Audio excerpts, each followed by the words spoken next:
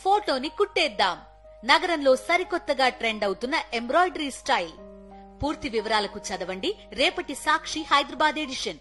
ఒక పబ్లిక్ లో పోయేదానికి, ఎందుకంటే మీడియా ద్వారా ఇప్పుడు మీడియా కంటే ఎక్కువగా కూడా సోషల్ మీడియా అనేది ప్రతి పార్టీ కూడా ప్రతి ఒక్కరు కూడా వారు చేసే కార్యక్రమాలను ముందుకు తీసుకునే వెళ్ళేదాన్ని.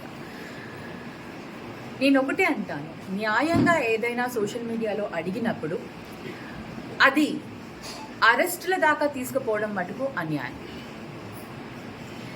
అసభ్యకరమైన వార్తలు పెడితే దాన్ని నేను అంగీకరిస్తాను. అటువంటివి చర్యలు చేయకూడదు.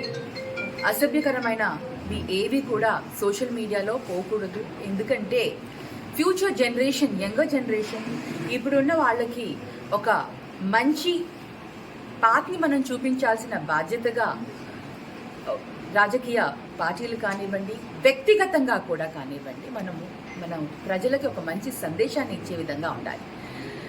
బడ్జెట్ మీద కూడా మనం మాట్లాడకూడదని, బడ్జెట్ మీద కూడా మన పార్టీ వాళ్ళు ఏదైనా సోషల్ మీడియాలో పెడితే వాటికి కూడా అరెస్టులు అంటే మటుకు ఇది చాలా అన్యాయం.